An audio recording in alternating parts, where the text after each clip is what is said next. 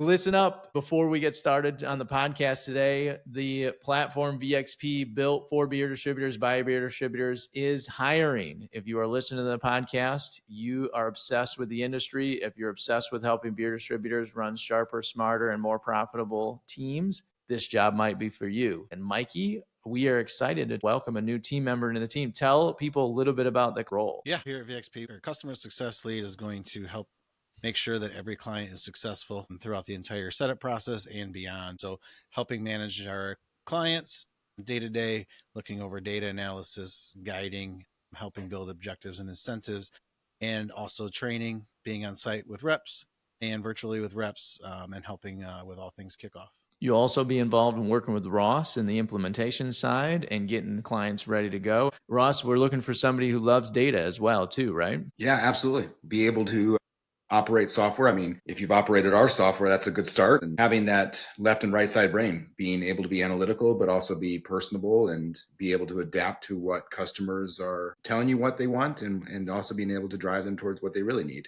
We figured putting it out here would be a good place that we might find somebody that fits the profile. For those of you listening and wondering a little bit more about VXP, we're a small team with big impact. And if you're looking to serve and work with some of the biggest and the best distributors in the country, this might be a good fit for you. We're looking for somebody who's obsessed. We're looking for somebody who's spent time in the industry. We're looking for somebody who's either been in sales, run sales, been an SEC, a sales analyst, and basically live the daily grind and can walk the walk and talk the talk of the beer industry. This may be one of the hardest and most rewarding roles. And if that excites you, please apply. Ways you can apply. You can go to our website, vxptech.com. That's vxptech.com/hiring.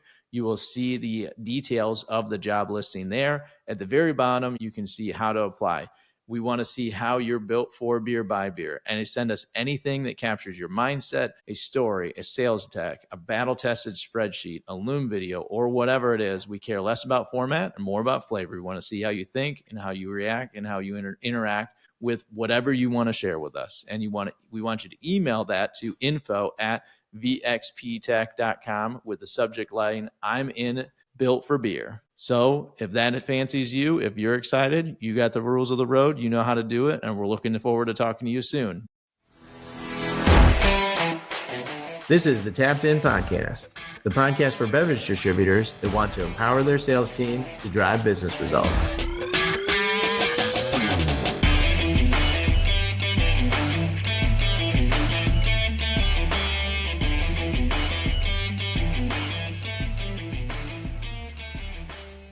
Listen up and welcome back to another episode of the Tapped In Sales Podcast, your podcast for beer distributors by beer distributors. I'm going to do my best to be an adult professional host today. Bud here with Moneyball Ross, and we've got also Data Mike, and then we have a doctor in the house, Dr. Diane Keil-Hipp. Did I say that right, Diane? Keil-Hipp.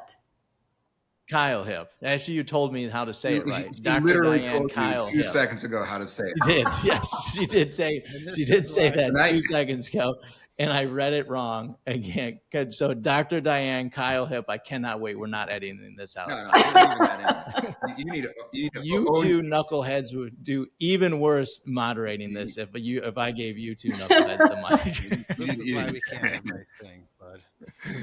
This is why we cannot have nice things. So, Dr. Diane, welcome to the pod. I got to listen to Dr. Diane while we were at the Ohio Beer Distributor Conference, and she talked all about the challenges in change management. I mean, I'm going to do a bad job of explaining this, so you're going to do a better job. But my view is change management. But Dr. Diane has done a lot of work in what she calls the spinning wheels model. Mm-hmm. So Diane, give people a little introduction where you come from. You don't come from the beer industry.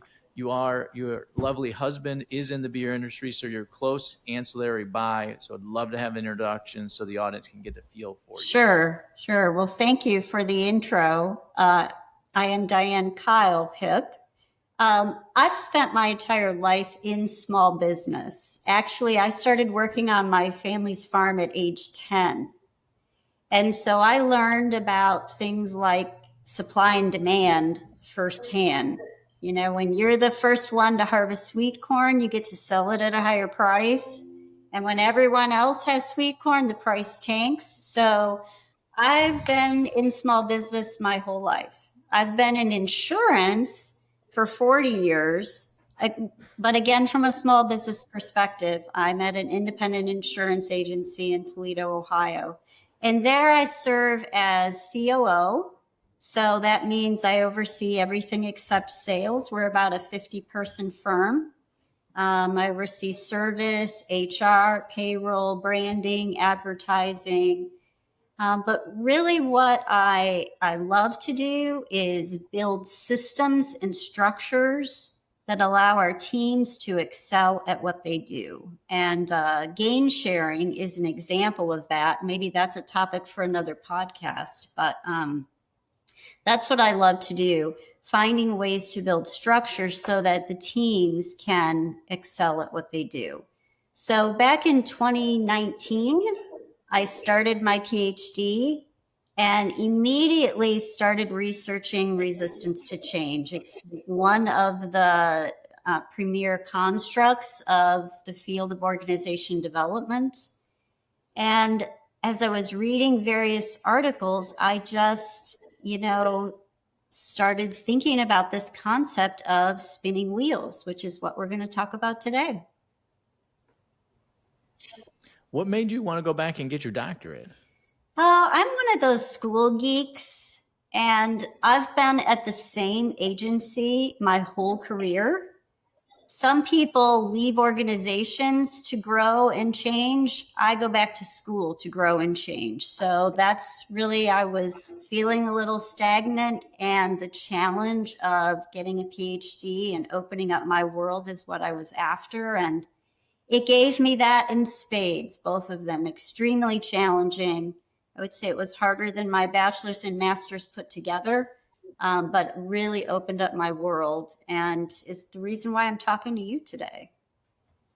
That's awesome. Well, during your studies then, you did your dissertation on organizational change and your spinning wheel model. So tell us about how you developed that, how you did your dissertation through that, and what has become what you're talking about professionally today with organizational change. Yeah, so I remember the day distinctly. I was sitting out on my patio in my first semester of my program and reading various articles. And again, they were mostly about resistance to change, but then I was reading stuff about dysfunctional culture. And all of a sudden, I just thought, this is what an organization it is looking like when they're spinning their wheels. So I drew a circle with arrows facing each other, and that's what I wrote down. And I think you've got an image of that. This is the actual scribble in my notebook that I wrote down when I thought of it. And the phrase just hit me, organizations can spin their wheels just like people do. Because what is an organization but a bunch of people? And I'm sure we've all known people, or maybe sometimes ourselves, when we feel like we're just spinning our wheels. We're doing a lot of work. We're very busy, but where's the progress? Are we accomplishing anything? And so when I wrote that down, I just thought, wow, this is really interesting. And that began a 5-year journey of more and more research. And what I found is that organizational decline, which is what the spinning wheels model really describes, is under-researched. People call it an ugly topic because no one wants to talk about decline. They want to talk about leadership and how, organizations who are best, but people don't want to talk about decline. But we need to talk about decline because so many organizations become victim to the spinning wheels, the inertia, and sometimes it's just a laziness or a complacency. And that's when decline sets in. Isn't that interesting that we talk about like creative destruction in the economics term of like when a business fails, something else replaces it. But it's always through the lens, you're right. It's always through the lens of the disruptor or whatever has come in new in its place. We never talk about you when we were together and we first met, you talked about Kodak as one of the case studies that you've researched around the decline. We spent all our time talking about the thing that's in our pocket that has basically replaced the camera and replaced Kodak. But very rarely in the positive sense that this is, and the winning that the phone did or the smartphone did or the digital camera did. But we never talk about that, how Kodak let that happen, how they were on the bleeding edge of that, or rarely do we talk about how they were on the bleeding edge of digital camera, actually invented that capability, and then completely let it go and fell apart and now are vanished from the world. Right. And Kodak was an innovative company in its day. George Eastman brought snapshot photography to the world. And I also talk about Sears and how innovative they were in their day. But what seems to happen to these large organizations, if they're not careful, they become egotistical, they become arrogant, and that's the beginning of the demise. And so I don't know if you can show the actual model, the official model, so I can kind of go through it in the context of maybe Sears and Kodak.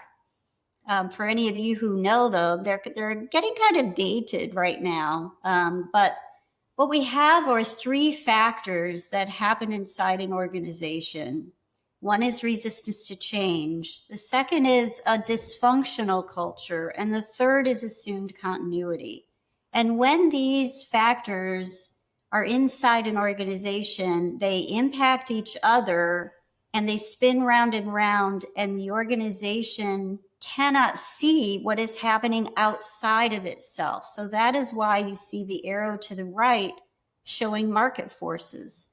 The market forces are pointing towards the future, but the organization is stuck in this bubble, and it's, again, very busy making its widgets, doing its thing, following procedures that maybe it's had for many, many years, and not paying attention that the marketplace is changing and the consumer wants something new. And so Sears and Kodak both fell into that. You know, at one point, Kodak had an 85% market share of film, 90% market share of cameras. And look at them today. They are a small fraction of who they were. They do still exist today, but it took bankruptcy with Kodak to make them innovate again. And so we never want to get that close to decline where it's a sense of bankruptcy or trying to dig ourselves out. We want to try to catch ourselves before that happens. And so the spinning wheels model is trying to do that, raise awareness of that. And if I could add one more little thing before we move on, since we have the model up.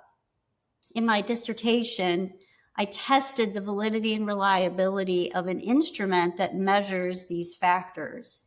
And the validity came back that assumed continuity and resistance to change were closely connected. And my real aha moment when I first got those results, and I thought, oh, this isn't 3 factors, it's 2. And then when I researched it more, I realized that assumed continuity is an attitude.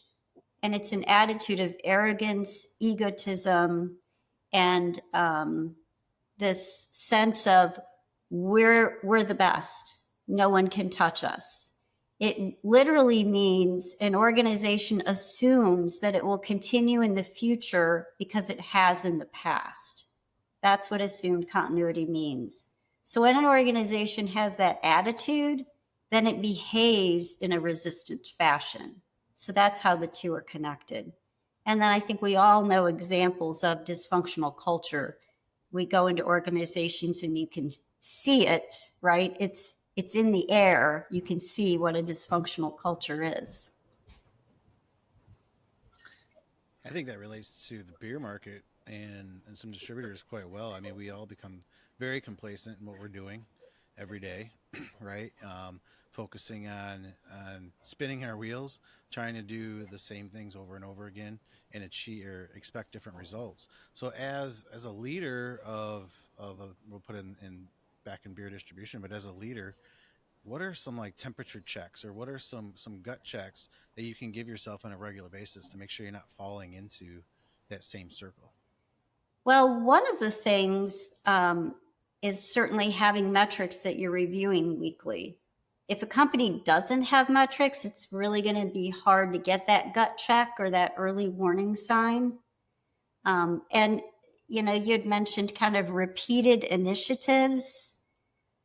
The first time an initiative doesn't work, you should be investigating why, digging into that and making appropriate changes. Isn't that the definition of insanity, doing the same thing over and over and expecting different results?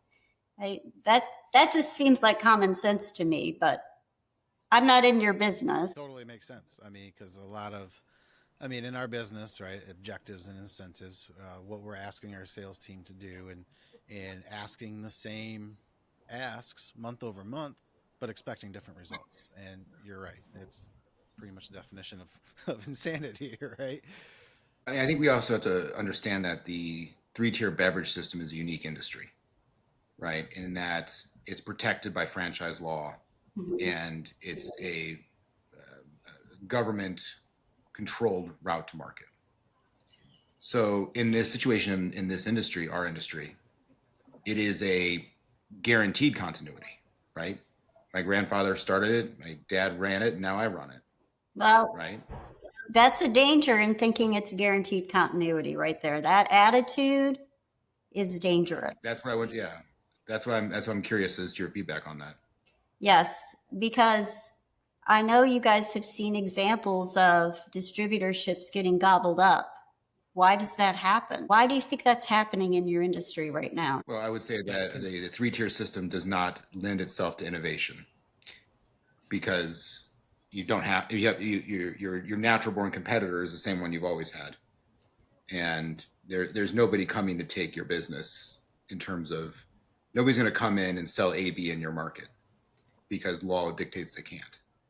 But you do have some distributorships who are growing and others who are staying small, and those bigger ones are gobbling up the smaller ones.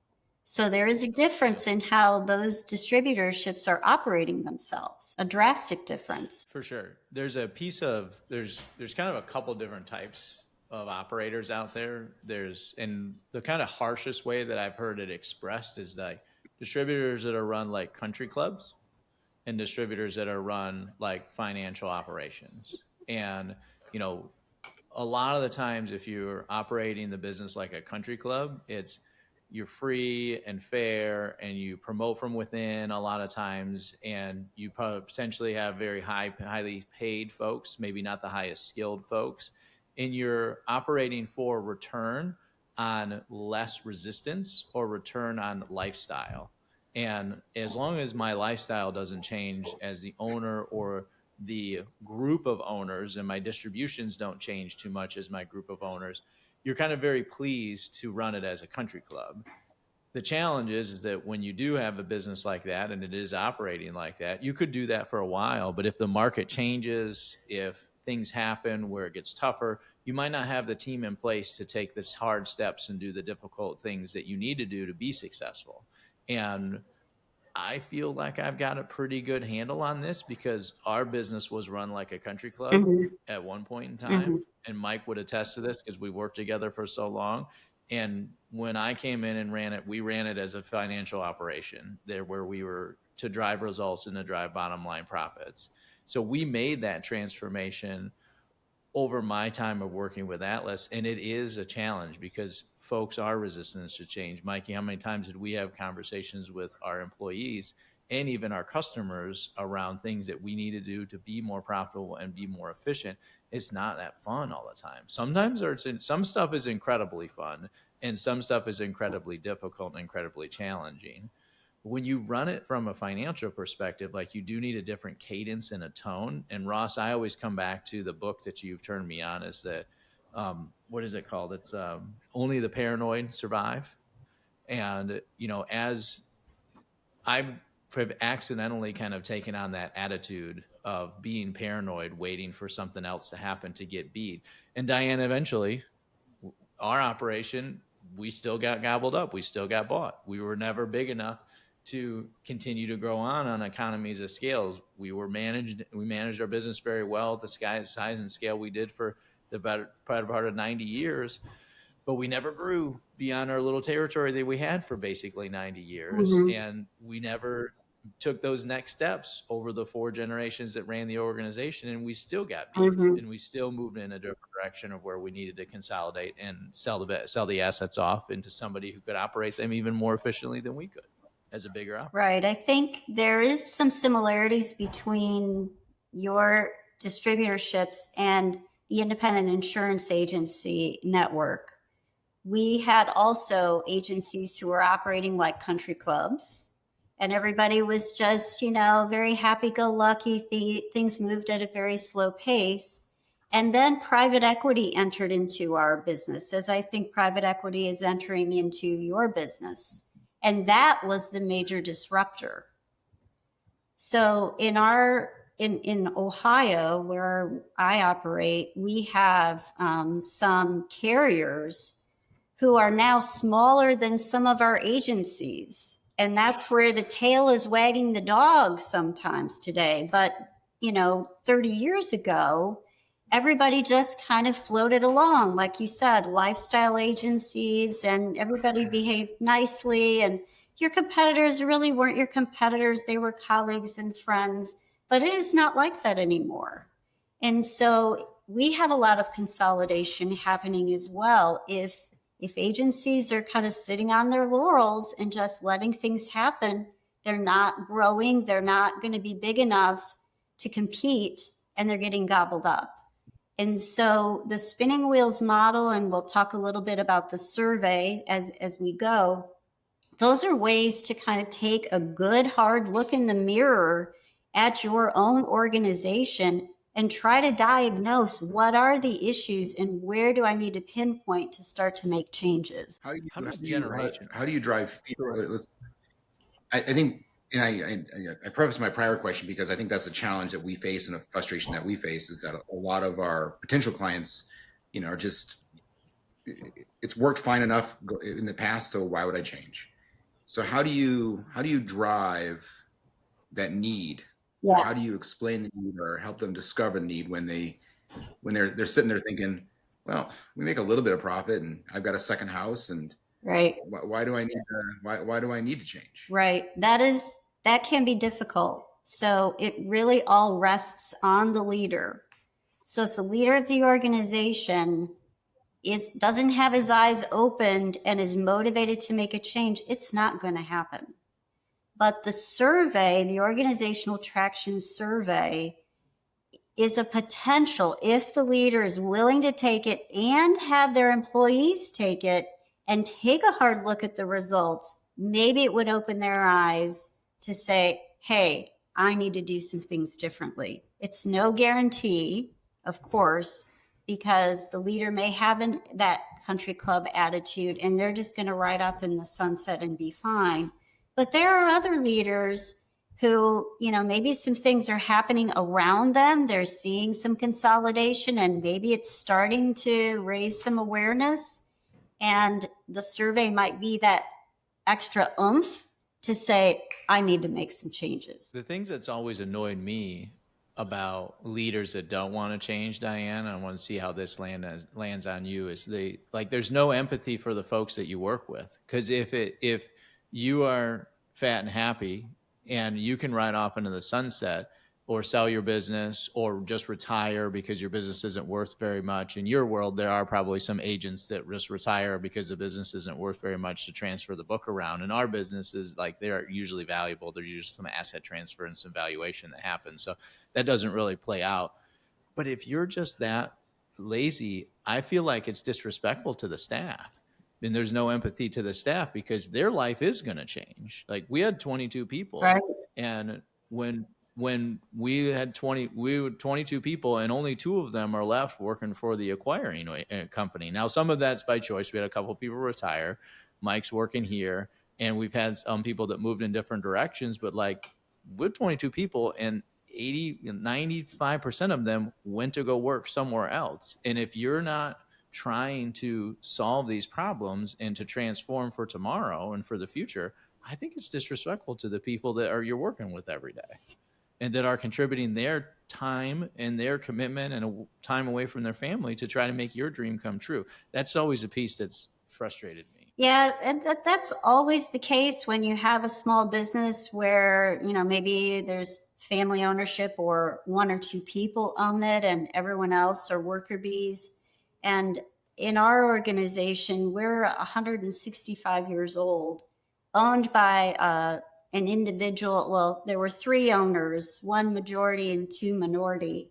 And we had a competitor sell out to private equity, and all the employees in one department were eliminated the next day. And that hit us hard, as a local employer, watching a half of the organization get let go because private equity purchased this long-standing firm. It was a jolt to us to say, we don't ever want that to happen to us. And so we started the journey to become employee owned. And in 2022, we're an ESOP. And so what that does is makes everyone an owner. And so it protects us from getting gobbled up by private equity. But in the event that maybe private equity is the right move for us, everyone will benefit from that. Now, I don't think that that's a structure that's even feasible for distributorships. I don't know if your brewers would allow that, but it is a very visible way of making sure that everyone in the organization who makes you a success gets that reward. And I think Ross touched on it earlier, but in our business, most of these distributors are family owned, passed down generation to generation, been in the family for decades. And, and coming in as the next generation, what advice, from dad and grandpa, like what can grandpa and dad do to protect the next generation? And I guess what kind of advice would you give for the new generation coming into the business that's just coming in and wanting to take over? Well, there's so many different ways that a leader can take the organization forward. And it really depends on what they're inheriting, because perhaps they're inheriting that lifestyle organization and they want to make it more results oriented, more business oriented. And so these people who have been maybe resting on their laurels, they will be very threatened by that leader. But ultimately, the leader the buck stops there. The leader is in charge of doing what they think is best for the organization. So there may be some disruption, but maybe that's necessary. Maybe some of those people aren't willing to embrace a new philosophy and a more aggressive approach. So it really depends on how they're coming into the organization. But they do have a great opportunity to enhance culture, change culture, fix culture. It just depends on what they're stepping into.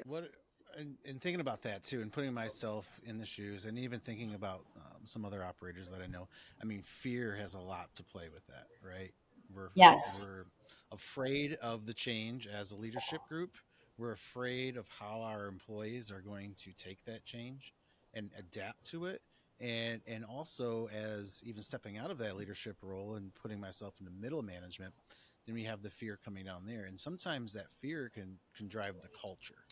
So if we're afraid of the change, but maybe we don't understand the change, especially as middle managers, how are we supposed to drive that? So what good advice would you have for getting over that fear? I guess getting the sell-in, the buy-in, and really expecting your middle managers to take your idea, even if they're not sitting, at the decision table, and drive that change down to the employees before the culture takes over. Yeah, that's a great question. Operating from a fear mentality is a sure recipe to decline. And it takes all the fun out of building a business if you're operating through fear. Peter Drucker, I don't know if you know that name, but he's considered the father of modern management, but I'm sure you've come across some of Peter Drucker's writings in the past. He says that the task of leadership is to create an alignment of strengths, making our weaknesses irrelevant. That's the task of leadership, to create an alignment of strengths such that you make the weaknesses irrelevant. He also said something that I think is quite radical. He said, problem solving does not produce results. It only prevents damage. Exploiting opportunities produces results. And that's really something you have to sit on and marinate over that thought. But if you are stuck in fear, you cannot exploit opportunities because you're only in damage control and you're chasing the next problem that you want to solve. And while you think you may be making progress, you really might be spinning your wheels. So when we think about why people resist change and how fear plays into that, I think we have to get a little psychological with why people resist change. And in my dissertation, I came upon research by a gentleman, last name was O'Toole, and he had 33 hypotheses about why people resist change. And I'll give you just a few of them, but I think we could all identify with these. Myopia, fear of the unknown, inadequacy, like feeling like I wouldn't be able to learn that new thing because I'm inadequate, inertia, status quo, laziness, satisfaction, which Mike, you mentioned, everything's just running okay. We don't need to change. And then chauvinistic conditioning is a big one that Sears had. I mentioned Sears in my speech at the conference. Sears was so chauvinistic about who they were and nobody could touch them that it actually prevented them from making changes, because they used to say to themselves, all we need to do is what we do a little bit better. So that chauvinistic conditioning just kept them in the status quo, and they were unwilling to make any changes. So, fear is a tough thing. If you're operating in fear, it's really hard to be creative, to be disruptive, and to exploit opportunities. Diane, you've studied change so much and are open to it and welcome to it. The three of us professionally spend time, that's all we do all day, is help clients change whatever they're doing in their business. So we implement a massive piece of technology in a culture that's an incredible change agent. So the four of us, you have the education, and we're practicing, trying our best to do what's right every day. Yeah. How do you get with clients with your research and get with folks in your knowledge and model out what healthy change looks like and how you move away from, because that's, as you said, this is a big component. Resistance to change is a huge component. How do you get that part of the wheel to move in the future direction and stop spinning its wheels where you're stuck in the past or stuck in doing what you're doing right now? Yeah, it definitely doesn't happen overnight. If your organization is stuck in complacency, it could take years, depending on how aggressive you want to be. But again, the buck stops with the leader. If the leader is willing to say, hey, I want to make changes here, I would say the first thing the leader needs to do is analyze the senior team. Do I really have a senior team that is going to take this organization forward? And that may be hard to see from the inside, because there may be personal relationships that are clouding the results. You could have, we're close buddies. Of course, Joe wants to help me take this organization forward. So you have to look at the current culture of the organization and who is surrounding the leader, and how would you rank them on the resistance to change scale and on their willingness to take a look at what's happening in the marketplace and make changes. That's one of the hardest things, especially if you don't have the right team around you and you need to make changes. And so I know we talked earlier about what are some practical things that you can do when you have long tenured employees and you got to have some hard conversations. That's the tough stuff that you guys are dealing with your clients. And so I have just a few suggestions for ways you can approach that, because depending on the situation, one method may work better than another. So I'll just kind of throw out a few and kind of talk through them. And again, maybe one of them you'd be like, well, that one will work in this situation, and this one will work in another situation. So one of the first things, if again, you've got a leader who's analyzing his senior team and he really wants them to help him move the organization forward, first thing is to lean on the friendship and say, hey, you've been with me a long time. I really need you to help me. Here's where we want to go, and I need you to help me get there. So kind of appealing to the friendship and saying, you're the guy, you're the gal, help me get there. You've got a skill set I need. So you're puffing them up a little bit, giving them the confidence that they can do it, and ask them to go forward. So that's one possible way. Second possible way is to ask them to solve the problem. With resistance to change, most people don't resist change so much as they resist being changed. So if you say, hey, look at our results, this is lower than, our competitors, we need to drive efficiencies, we need to increase sales, whatever the challenge is, would you guys come up with a plan that you think will turn this around? And come back to me with your ideas. So they will have ownership because they created it, and they'll be more passionate about trying to drive that home. Another way you could go about it is to challenge them with a goal, to say, here's the metric we need to hit this year. Can we do it? And let's make it very visible, and let's put a challenge out there to the whole organization and get everybody rallied around it.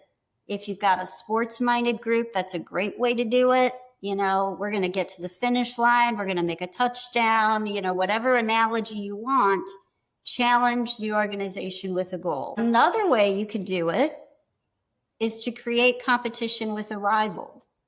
So if you're a Budweiser distributor and you want to beat out the Miller distributor, create some competition to say, we want to drive X sales because we know that will beat out our competitor in the next quarter. How can we do that? You gotta love all that. What's that? Great advice. Those are all great. Those are all great advice. And Mikey, how many times have you heard me say, what we're doing isn't working, so we got to figure out something else? And we've talked about this before, but putting that ball back in my court, when you want change, you want it to be my idea, right? And you know where you want to end up, and you challenge me to figure it out on my own and get where you wanted me to get. And that's great advice. And that can go not just for employees, but even our middle management, which sometimes we struggle with to drive change because maybe they weren't sitting, in the boardroom at the table when the change was presented. They don't really know the why, but yet we're expecting them to follow through and create the results. And sometimes when we don't have their full buy-in and reason to believe in the change, and sometimes it's really hard for them to drive that change too. And especially that's where we're going to start to see that culture and that fear come in and say, well, I don't know why we're doing this. We're told to do this, so this is what we need to do, and you don't want that. So that's great advice to really get around that. Yeah. We had an example in our own organization about that, asking others to solve the problem.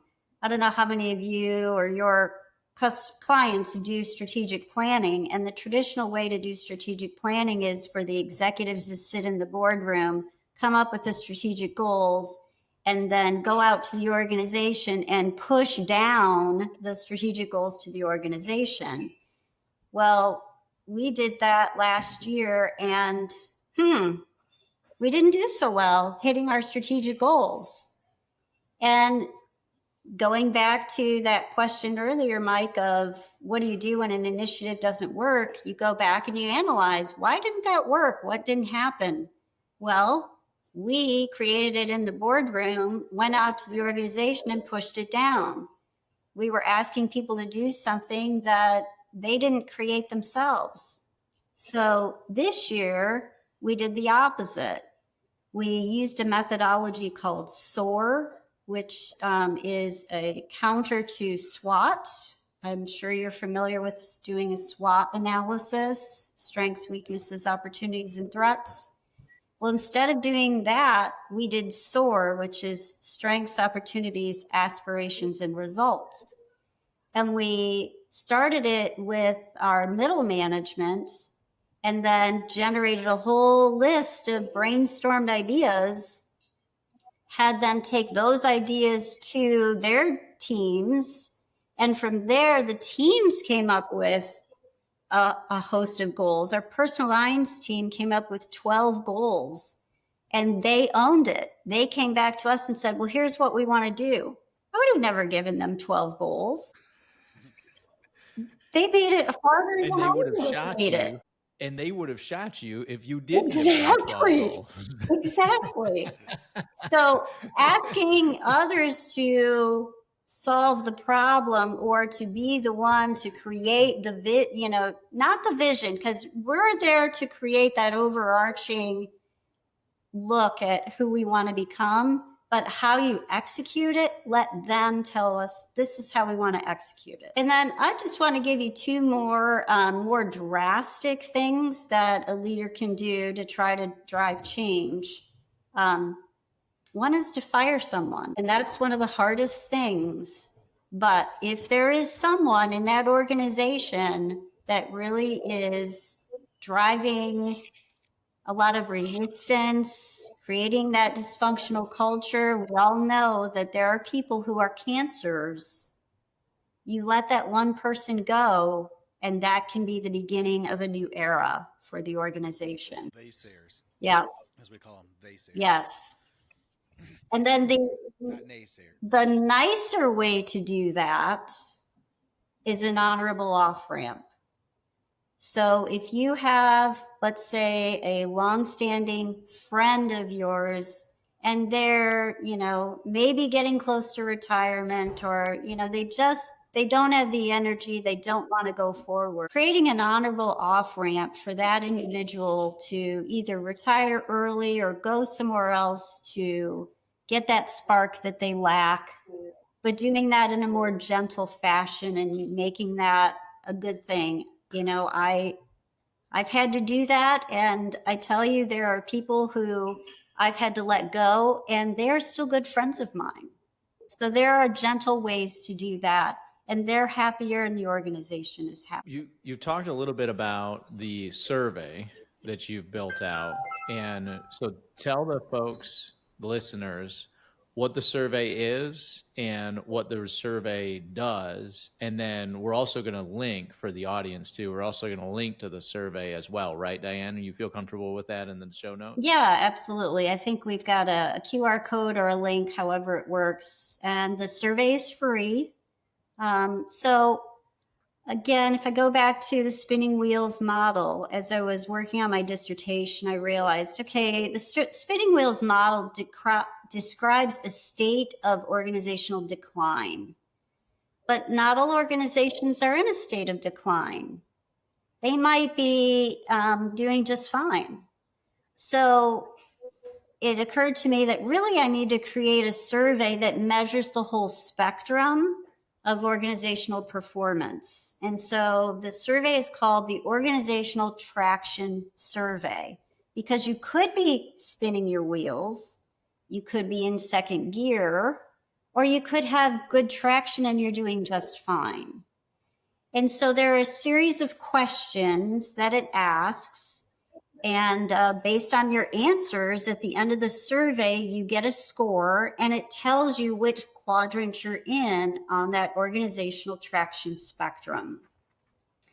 And if after that, getting that score, you want more information about, well, where particularly did I score low, or where am I having a problem, then I can give you that detail to say, well, you know what? You scored really low in the resistance to change factor.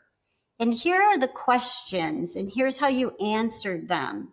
And so in that way, the questions almost become the diagnosis. Because maybe you answered low in the culture questions.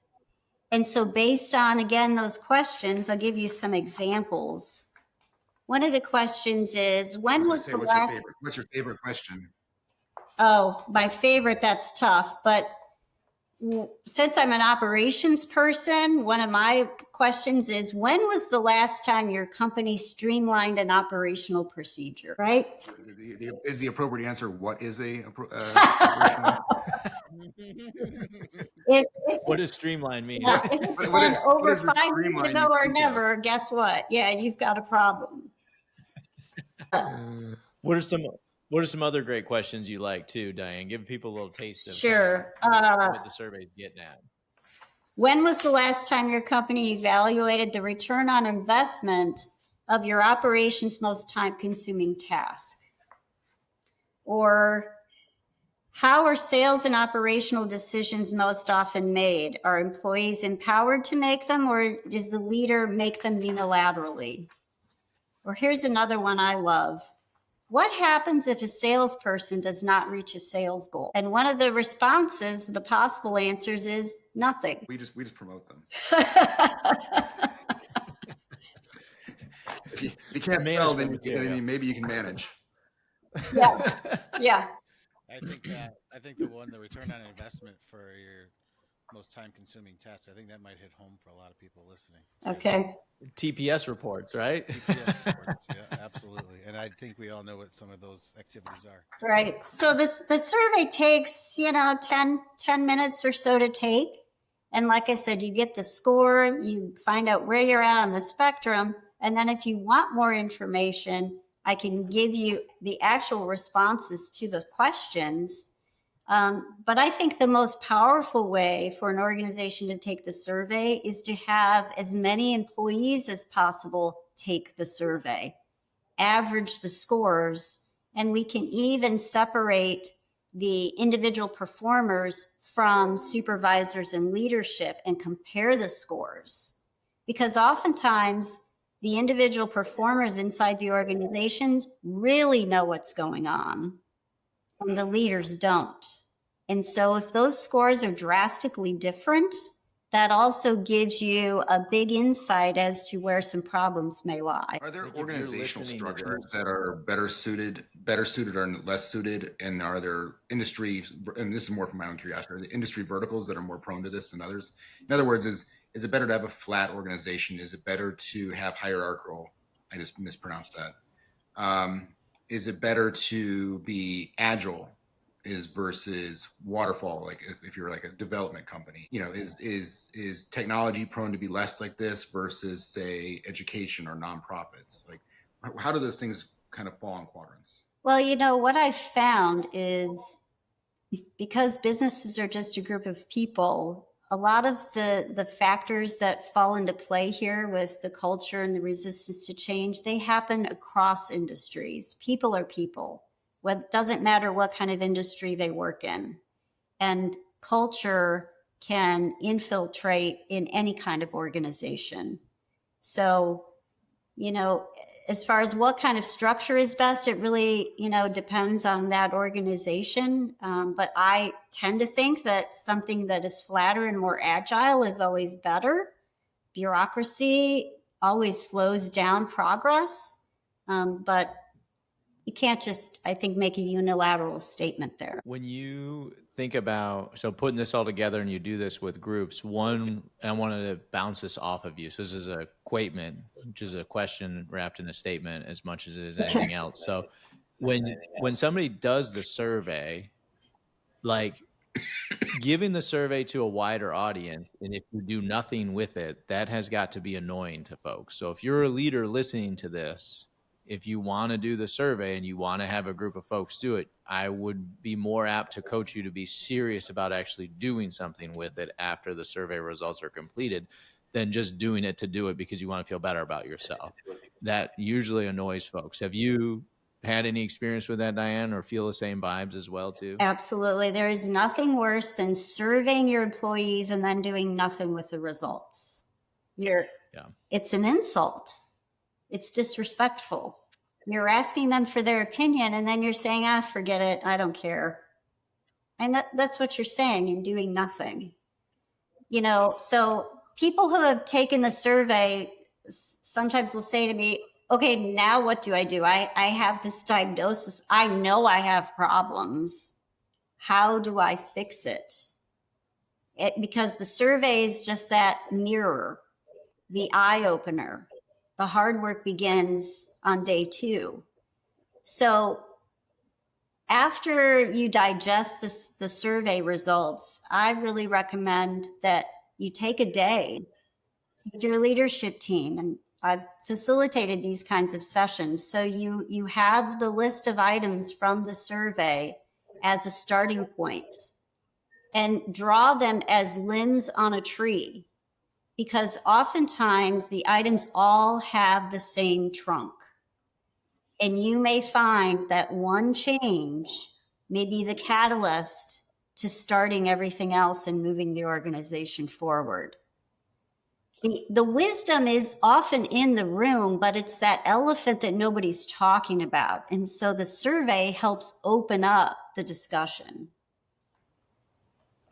To your point earlier, that's the start of the podcast, to bring it back to the beginning, you're a process planner. Like, you want a process, you want a system and an approach. And what you're doing is you've built a method, a spinning wheel model, but then supported with a survey. And then that's going to give you analytical and quantitative, and I'm sure some qualitative results as well too, a little bit of both.